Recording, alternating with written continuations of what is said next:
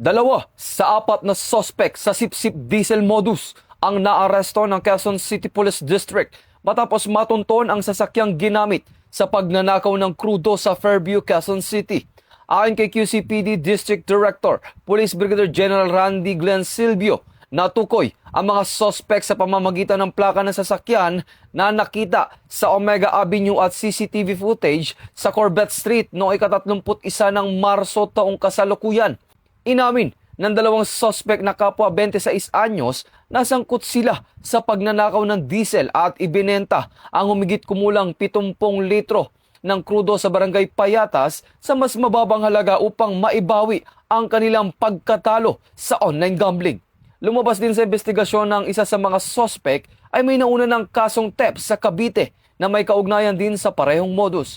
Patuloy na mga nagsasagawa ng operasyon ng pulisya upang mahuli pa ang mga kasabwat sa insidente. Ito ang bagong PNP para sa bagong Pilipinas. Serbisyong mabilis, tapat at nararamdaman.